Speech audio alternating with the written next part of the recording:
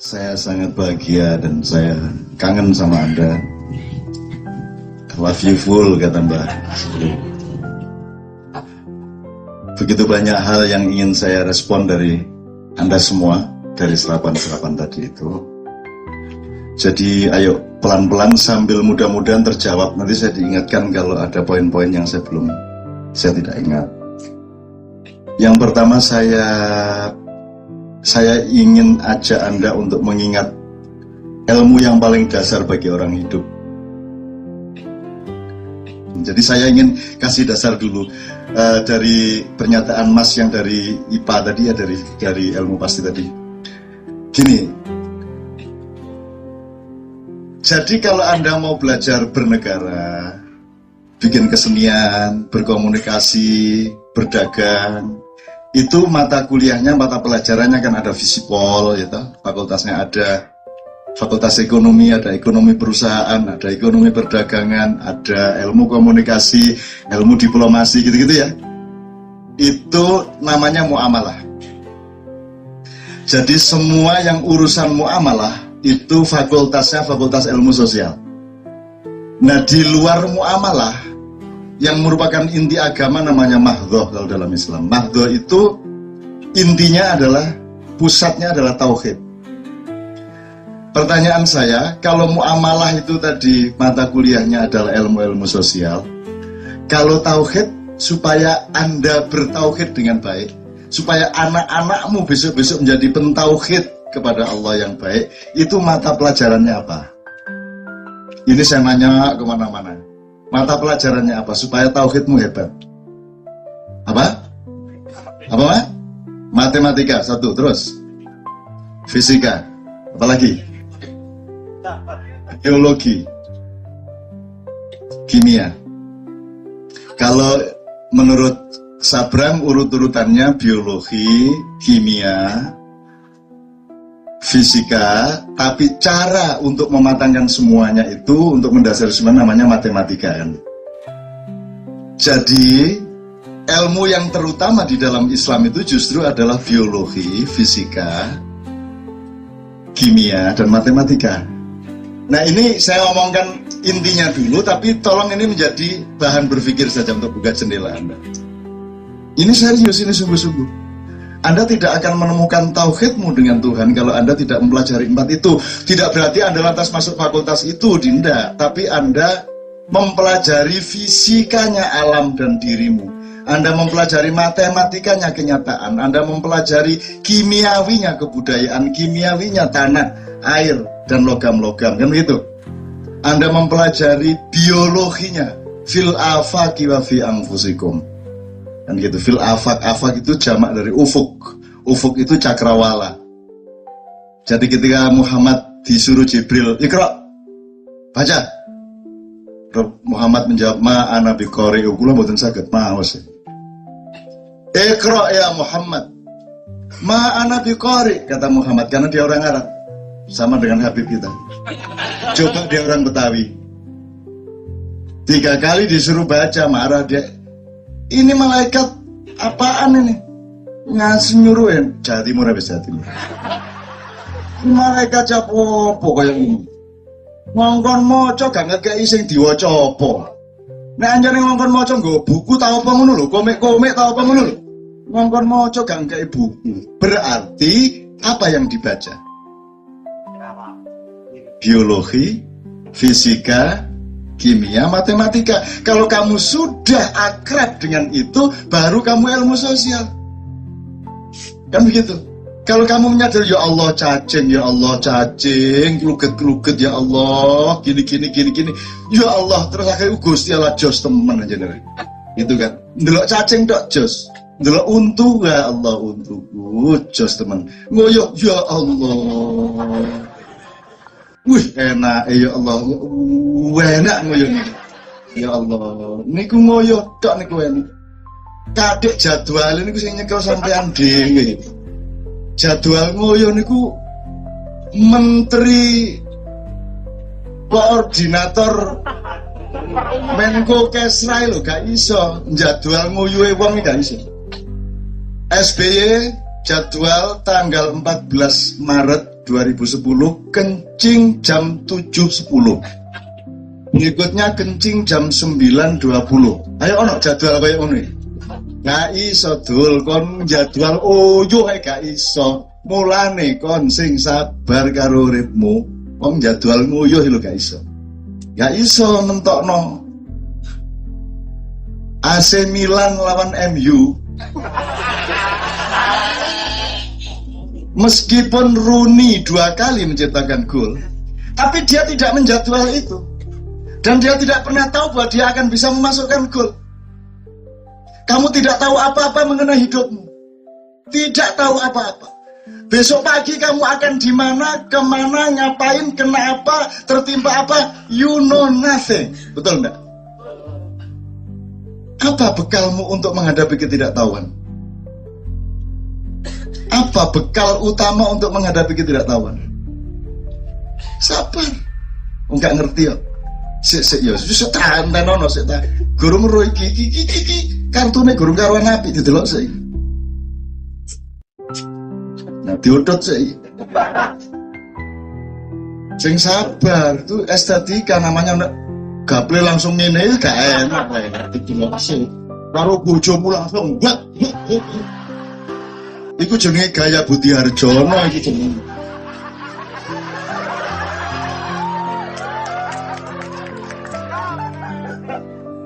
Sedikit demi sedikit jari teh dicopot sedikit.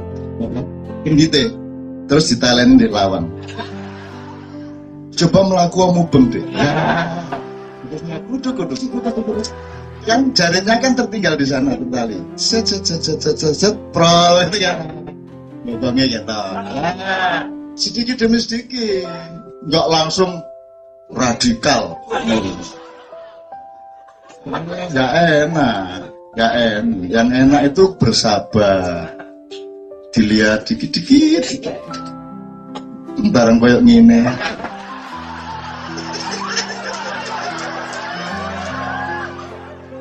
Aku bertanya, mudarat apa yang ditimbulkan oleh kata-kata yang menurut pengetahuan umum itu jorok? Di dalam komunikasi ini tadi, menciptakan mudarat apa? Kegembiraan yang luar biasa. Betul enggak? Betul enggak? Negatifnya apa? Saya tanya, ini kemesraan yang menggembirakan ataukah pornografi? Pornografi itu apa? Nek mudane antara bojo kate lapo? Mosok ya buti sarungan ngono. Sarunge melok mlebu ya. Lagi sidoso apa anak elan. Oke, jadi pedoman pertama itu tadi ya. Oke, sekarang bagaimana? Saya ngomong kesabaran dulu sebagaimana yang sudah dibicarakan atau komprehensif saja sekalian menjawab teman-teman tadi? Komprehensif aja. Jadi sekarang gini aja, kita terminologis saja. Katakanlah ada subbab kesabaran dan Allah, kesabaran dan teknologi, kesabaran dan ilmu. Kita ambil 3 aja. Yang paling akrab sama Anda teknologi aja. Saya tanya, kalau sekarang komputer sudah sampai tingkat yang luar biasa, hard disk sekarang untuk operating systemnya berapa? Rata-rata yang paling canggih berapa? Halo. Misalnya Windows saja, Windows yang paling baru, apa Vista, apa 7, apa terserah. Kalau operating sistemnya aja hanya sekitar di bawah 700 megabyte. 700. Anda sebut hanya 700. Seluruh hard disknya berapa giga? Saat ini sudah sampai 1 tera. 1 tera. Hard disk yang pertama berapa mega?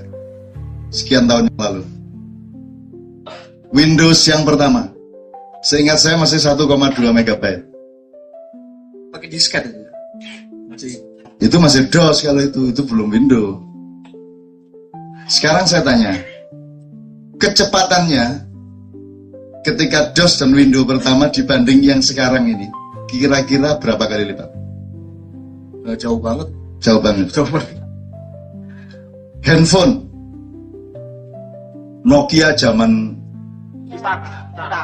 Nokia pisang dibanding saiki N berapa itu ya? Itu kira-kira kecepatannya berlipat-lipat kan? Anda merasa lelet enggak handphone Anda? Sok-sok. Aduh lelet. Loh, padahal itu sudah luar biasa dibanding 10 tahun yang lalu. Kenapa? Karena Anda sudah kehilangan kesabaran sekian puluh persen setelah ada teknologi memudahkan hidup Anda. Kan gitu. Apa saja yang lain? Sekarang saya tadi dari Jogja jam 6 pagi mendarat jam 7 pagi. Besok pagi saya jam 6 pagi dari Cengkareng sampai jadi jam 7 pagi. Begitu cepatnya Jakarta Jogja. Dulu saya naik kereta semalaman sampai di sini sekitar jam 5 pagi, jam 6 pagi. Terus pulangnya masih nunggu 2-3 hari lagi. Jadi mekanisme setelah ada teknologi ini begitu canggihnya, begitu cepatnya. Sehingga sedikit saja lambat kita merasa itu tidak. Kita sebut itu lelet dan lain sebagainya. Gajah Mada dulu menempuh dari sini ke Madagaskar berapa bulan? Dari sini sampai Ethiopia, sampai Jerman, Gajah Mada dulu menguasai sepertiga dunia. Pencapaian Anda sama SBY sama Gajah Mada hebat mana? Jadi kalau kita ngomong kesabaran teman-teman sekalian, semakin teknologi membuat kita instan, semakin kita kehilangan energi kesabaran. Nah sekarang kesabaran itu energi atau frekuensi atau apa, nanti tolong dirumuskan sama Sabrang kalau dia datang. Karena semua itu sebenarnya energi. Nah kesabaran adalah salah satu satuan energi. Jadi teknologi tahu ya sekarang, Anda yang disebut budaya instan, itu kan membuat Anda tidak sabar. Tapi Anda orang Ma'iyah, menurut saya, Anda sudah sangat lulus dalam soal kesabaran. Nggak usah soal Indonesia, mau duduk sampai jam 3 pagi. Aku takon ayo, dolek makhluk endi sak dunya sing iso kaya awakmu, lungguh kaya ngene iki.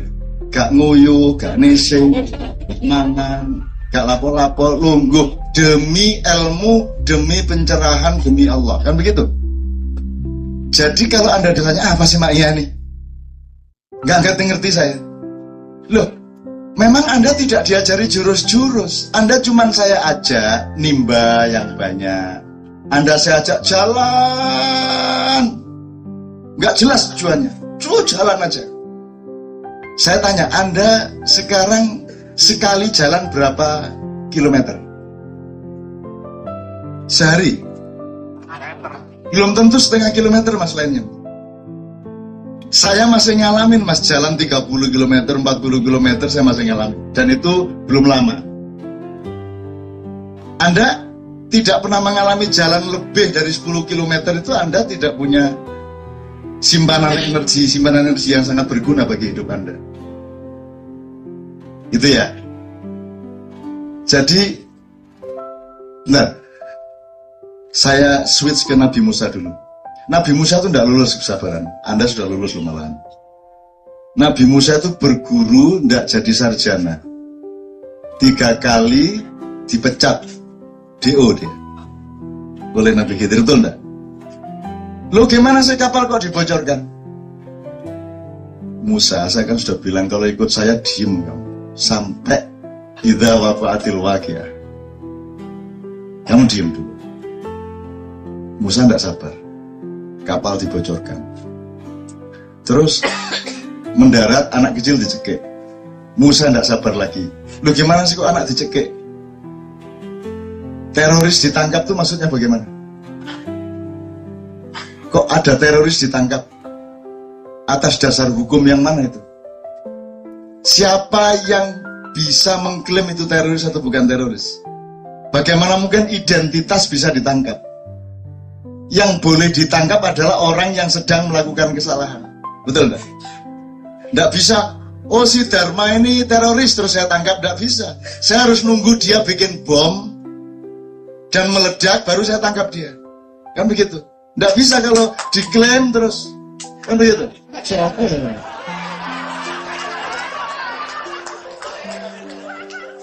Zulmaten itu cuman karena dia merasa terancam, karena dia juga memang melakukan kesalahan-kesalahan tertentu, dia merasa terancam, dia jaga-jaga dong. Saya bisa ditembak, saya harus punya senjata juga. Tapi dia tidak sedang akan melakukan penyerbuan kemanapun, dia yang diserbu kok. Juga yang di Temanggung dia yang diserbu kok. Masa diserbu nggak membela diri? Tentu saja ketika kemudian tembak-tembakan, itu yang satu menyerbu, yang satu membela diri, kan begitu. Tapi sekali lagi identitas nggak bisa ditangkap. Hanya karena kita mengatakan, oh dia kafir, terus kita tangkap. Nggak bisa. Kita harus menunggu kekufurannya berlangsung baru kita tangkap, kan begitu? Tolong diingat ya, Allah tidak melarang kamu punya niat jelek. Jelas, Ustaz?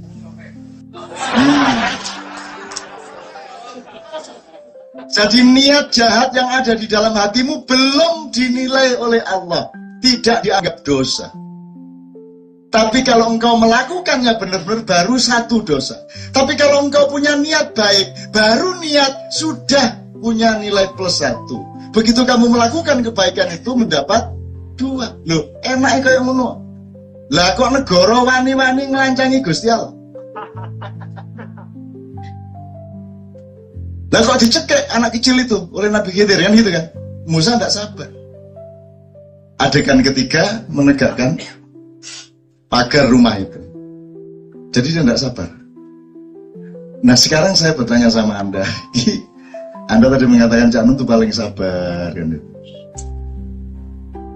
Sampai di mana batas kesabaran? Ada batasnya apa tidak kesabaran? Ada batasnya. Tapi yang bilang ada batasnya Tuhan. Tapi pada manusia tidak ada batasnya. Ya ndak ada batasnya. Ya yes, pokoknya bojomu turonono terus, mbok kapan metenge turonono terus. Gak dadi meneh, turone meneh, gak dadi meneh, turone meneh gitu. Tancep terus. Bagi Yai Budi, tidur sama istri itu sama dengan wiritan. Liko irop.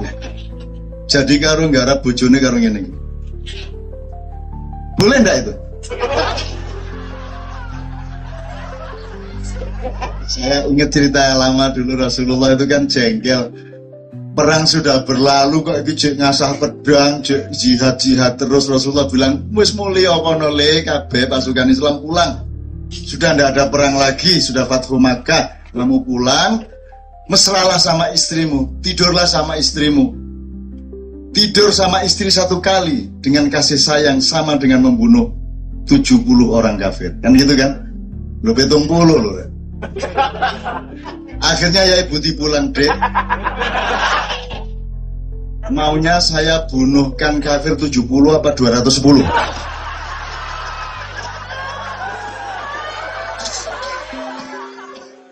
Itu teman-teman sekalian. Jadi pokoknya intinya kesabaran itu bisa dihubungkan dengan bermacam-macam lah. Dan piye itu ya, Allah saja mau sabar kok. Wong Allah itu kan tidak punya kewajiban untuk sabar. Kalau kita mau tidak mau harus sabar. Anda mau ngamen umpamanya, itu bisa menentukan sehari dapat berapa. Satu-satunya yang bisa kita bawa adalah kesabaran. Melihat Indonesia kayak gini, ini apa bekal utama kita? Kesabaran. Dan Anda sudah sabar. Anda cuman salatnya sabar, jalan nggak jelas 10 tahun gini terus. Tapi saya tanya sama Anda, ada perubahan nggak pada Anda? Ada perubahan nggak? Dibanding teman-temanmu di kantor atau di tempat kerja, ada perubahan nggak? Anda entah pemikirannya, entah ketangguhan mentalnya, entah ketenangan hatinya, ada bedanya dengan yang dulu? Ada. Anda lebih gampang senyum sekarang menghadapi apa-apa, betul nggak? Anda itu sudah sakti. Anda itu sudah sakti, cuman Anda tidak tahu Anda sudah sakti karena belum ada perang. Nanti kalau sudah diperlukan, loh ternyata sakti aku. Dan Anda itu sudah sakti. Saya bilang sama Mas Puji, iki sudah diarah-arah iki, cuman mereka belum tahu, biarin aja, nggak tahu. Nanti begitu mereka menghadapi sesuatu, loh ternyata aku bisa ngatasi. Loh dulu saya cuman diajak nimbo 1000 timbo, jalan 10 kilo tiap hari, nggak jelas jurusnya apa. Jurusnya cuman kesabaran. Dan di dalam kesabaran yang luar biasa itu masuklah ilmu-ilmu yang juga luar biasa. Kan gitu. Jadi kalau ngomong kesabaran banyak sekali. Dengan teknologi ada kesabaran, dengan Allah SWT urusannya juga hanya kesabaran. Gitu loh. Desbiye, Anda nggak tahu apa-apa, saya nggak tahu apa-apa kok. Emang bisa Gum bangsa Indonesia sekarang mengatasi masalah bangsa Indonesia? Nggak bisa. Harus kerjasama sama jin, sama Nyai Roro Kidul, macam-macam ya kan. Karo Mbah Iki, Mbah Iko, karo Brojo Musti ya. Malaikat, KB semua kita harus bekerja sama ini kalau mengatasi Indonesia. Dan untuk apa sih kita atasi? Salahmu sendiri bikin Indonesia. Ngapain tiba-tiba kita mengatasi Indonesia? Siapa, kapan Tuhan nyuruh kamu bikin Indonesia? Wong kamu bikin Indonesia juga bukan bikinanmu, itu kan kebetulan aja Jepang dibom. Setelah Jepang dibom, kamu punya kesempatan, kamu proklamirkan kemerdekaan, kan itu kan? Jadi atas jasa Belanda, maka ada Indonesia. Kalau tidak ada Belanda datang ke sini, tidak ada Indonesia. Yang ada Mataram, Ngayogyakarta, Keraton Klungkung, Keraton Mangui, Keraton Denpasar, kan gitu. Nah, karena Allah mengutus Belanda, VOC, ke sini, maka alhamdulillah menjadi negara Republik Indonesia. Sekarang kamu bingung sendiri, kan gitu. Jadi itu semua di atas kemampuan kita. Yang bisa saya lakukan sederhana, yaitu menyiapkan siapapun yang bersama saya menjadi manusia yang lebih tangguh, manusia yang lebih tenang, manusia yang lebih luas pengetahuannya, manusia yang memiliki manajemen keluar dan ke dalam dirinya lebih dewasa dari sebelumnya. Dan saya juga tidak bersikeras Anda jadi orang makyah atau tidak juga gak masalah lah. Kata makyah jangan terlalu dilembagakan, itu hanya untuk ingatan ilmu saja, ingatan kesadaran saja, tapi tidak usah jadi NU, tidak usah jadi Muhammadiyah. Itu aran saja, tidak usah menjadi lembaga yang serem-serem dan difanatiki, ya tidak usah. Senyum-senyum aja lah. Anda yang PKB tetap PKB aja, tidak ada masalah. Yang PKS tetap PKS, tidak ada masalah kan. Cuman tolong makyahkan mereka, karena Anda sudah mengenal bermacam-macam hal. Termasuk tadi yang pertanyaannya mengenai MK, tadi saya tuh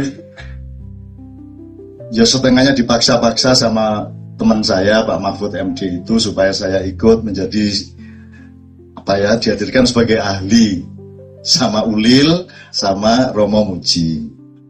Intinya pokoknya undang-undang tahun 59 ya, 65 itu teman-teman dari Komnas HAM, dari bermacam-macam termasuk Gus Dur, Mas Dawam Raharjo dan sebagainya itu mempertimbangkan itu perlu dicabut karena akan bisa menimbulkan subjektivisme politik sehingga merugikan kelompok-kelompok tertentu kan gitu dan seterusnya lah. Nah tadi datang semuanya, yang aktivis-aktivis liberal sama yang disebut radikal-radikal kan gitu, datang semuanya. Nah Ulil memberi saran ini harus dicabut. Itu Romo Muji juga dicabut, saya ndak usah dicabut. Saya kalau mau suruh nyabutin ndak mau, ketanggungan. Nek anjane dicabut, NKRI dicabut menang. Terus demi Allah saya ya NKRI dicabut. Sudah tidak legitimate ini negara.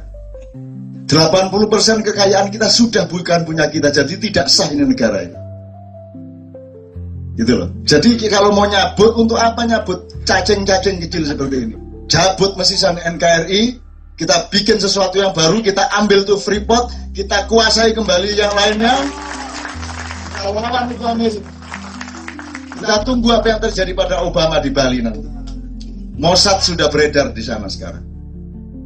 Terus mohon maaf Bapak Ketua Mahkamah Konstitusi, ada pidato kenegaraan sedikit lagi terus. Pokoknya tadi Mahkamah Konstitusi tidak jadi sidang hukum, tapi jadi maiyah. Jadi Mahfud itu menahan ketawa setengah mati dia. Dia harus jaga wibawa sebagai ketua toh. Demi Allah saya tidak datang ke sini kalau tidak karena sahabat saya orang Madura ini. Itu kalau sama Madura saya tidak berani apa-apa. Pokoknya tak godain semuanya. Dan saya tidak mencabut. Saya pikir mesti marah nih teman-teman dari YLBHI segala, mesti marah. Enggak itu. Pak Mahfud tidak usah dicabut. Sebab kalau ini dibiarkan akan menciptakan kecemasan banyak pihak. Kalau ini dicabut akan menambah kecemasan. lebih banyak via lagi. Nek gak ada totoan kan? Biar mana?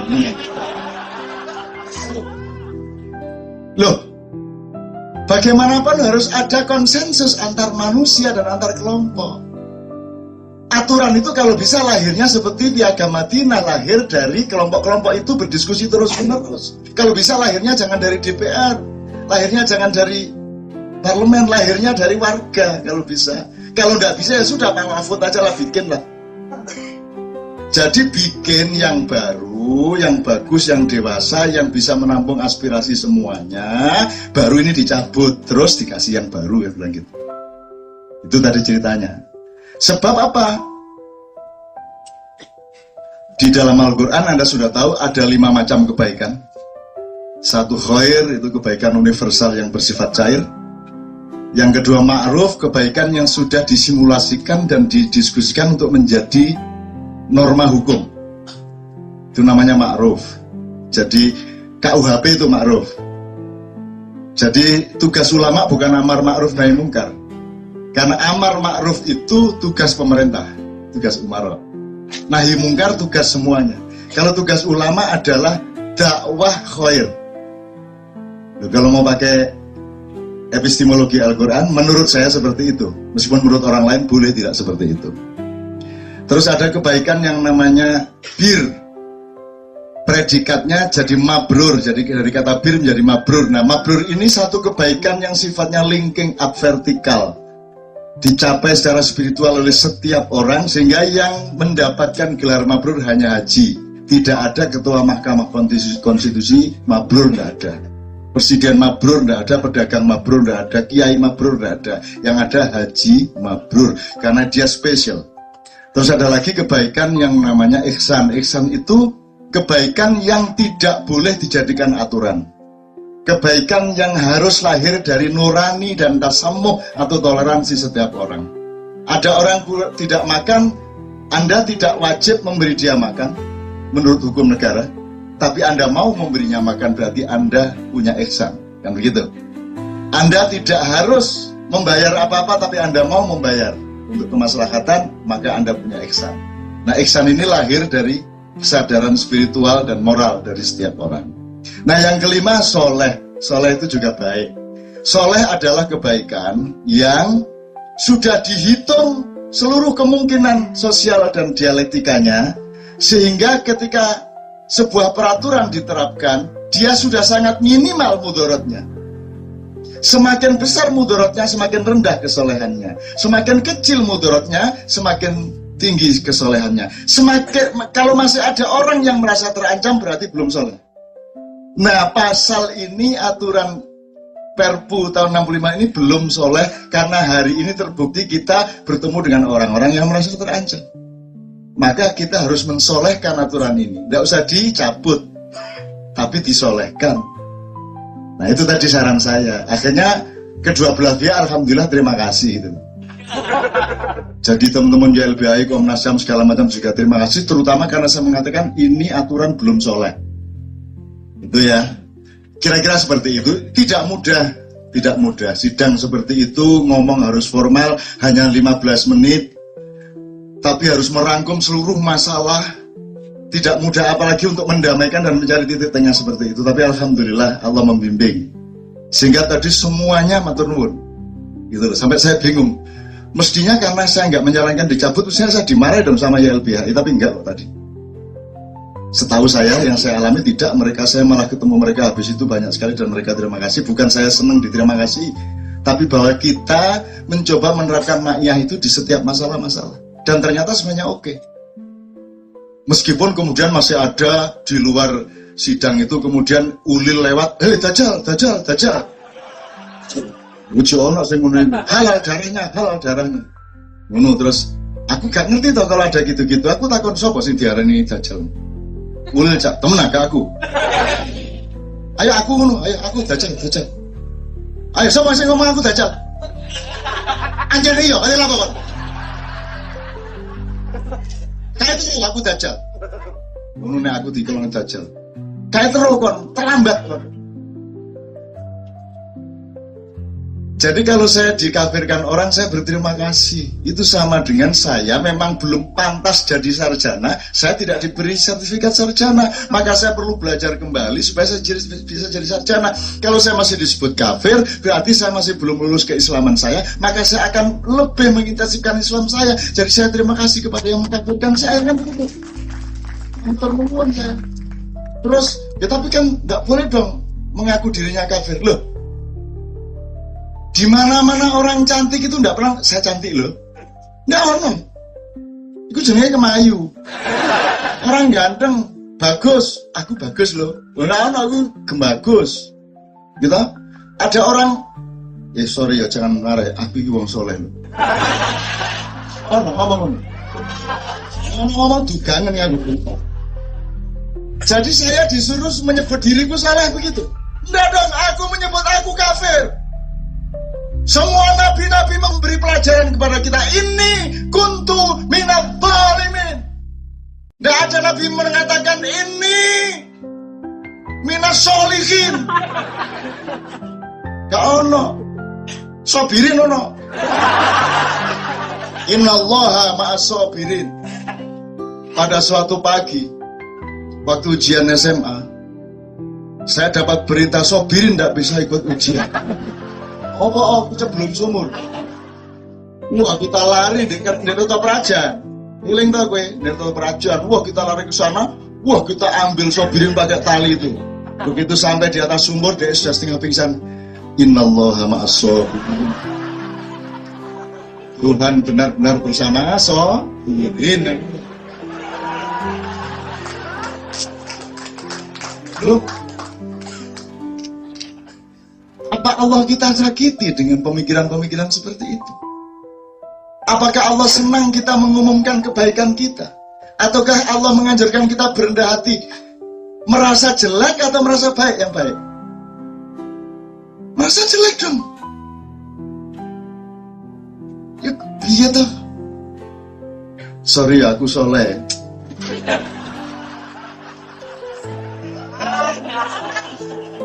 Kemetak kayak mengira. Gak bisa loh. Gitu loh. Oke. Nah, jadi kira-kira gitu Mas Adang tadi ya. Oke. Sekarang kita cicil. Nanti kita bisa kembangkan mengenai kesabaran. Tapi saya cicil yang tadi belum saya jawab soal maaf tadi Mas. Itu Allah luar biasa loh Mas. Soal memaafkan tadi loh. Rumusnya itu bukan Allah memaafkan. Kalau Allah memaafkan maka manusia memaafkan. Bukan. Terbalik. Kalau sesama manusia engkau memaafkan, engkau sudah maka aku memaafkan kata Allah. Loh, aneh loh itu Mas. Kudune lah, nah aku Gusti Allah, dah sakarepku tak sepuro tak gak sepuro. Ruwet kan? Ngono aku Gusti Allah. Ini Allah ini aneh. Kalau kalian sudah minta maaf dan dimaafkan oleh saudaramu yang engkau berbuat kesalahan, maka aku maafkan kamu. Lu lah enak atau dia nganut kita. Lu Allah kayak gitu kok kamu nggak mau itu lah. Allah itu enaknya luar biasa. Kamu lah top dah dia. Cuman dia mau ngasih rezeki kamu, dia ragu-ragu karena dia agak aneh sama saya. Nanti tak simpen dulu. Ntar kalau dia sudah senyum sama saya, tak kasih banyak gitu Mas dia. Itu sudah saya tanya, sudah saya interview gitu. Nah, mengenai Allah itu Anda jangan tergantung kepada berita-berita, informasi dan rumusan-rumusan mengenai Allah dari kiri kanan Anda. Allah itu pokoknya kebenaran yang benar-benar di dalam diri Anda. Disitulah jalannya. Jangan menurut ini, nanti dulu. Oke, menurut ini juga penting. Tapi yang terpenting adalah penemuan kebenaran dan cinta yang sungguh-sungguh di dalam dirimu. Itu sudah cukup. Itu sudah cukup. Makanya orang sekarang ilallah di mana, tapi itu berdasarkan khutbah di masjid, berdasarkan omongannya ustadz ini, kiai ini kan begitu.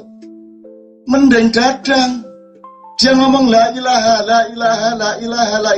supaya dia tahu semua yang bukan Allah, sehingga dia menemukan yang sungguh-sungguh Allah. Kan begitu.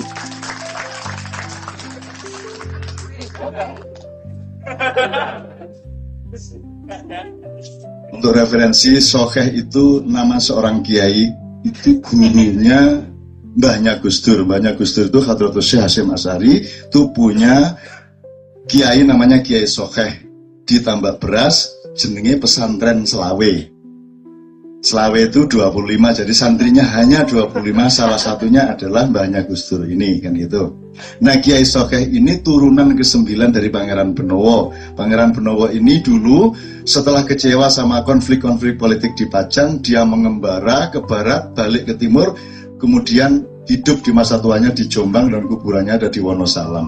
Dari situlah garis keilmuannya ke Hadratus Syekh. Gitu. Nah, ini sekedar untuk referensi.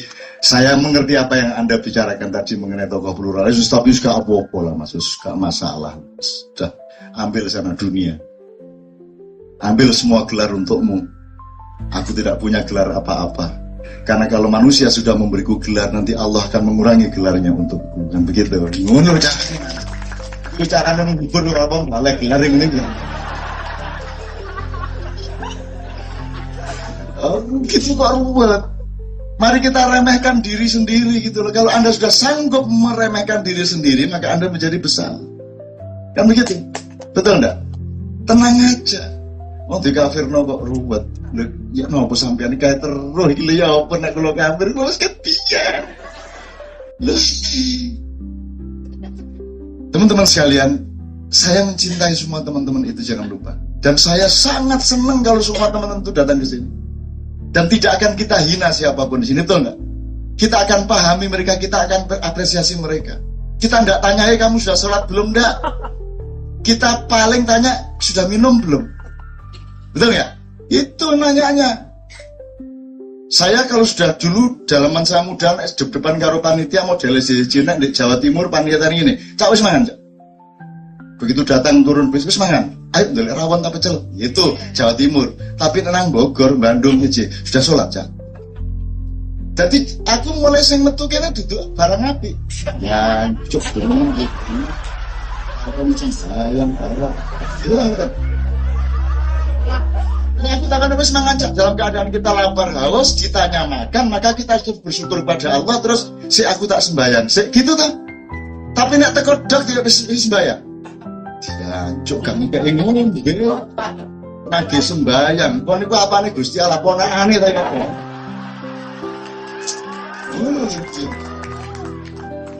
Mbok percaya sama orang lain, mbok percaya bahwa Anda itu akan sholat, itu kan Anda sudah dewasa, kita semua sudah dewasa, itu urusan Anda sama Allah, maksud enggak Anda jalankan. Mbok kita saling percaya, enggak usah kita ikut nagih gitu loh. Betul enggak?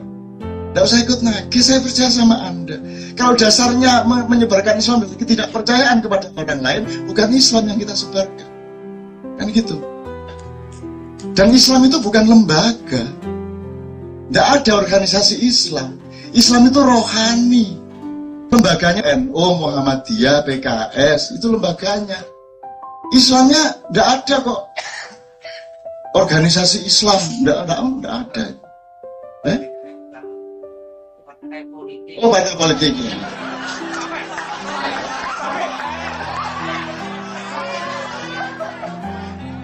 Gede-gede lembaga, Pak Gus. Oke, gitu ya kira-kira sekalian ya.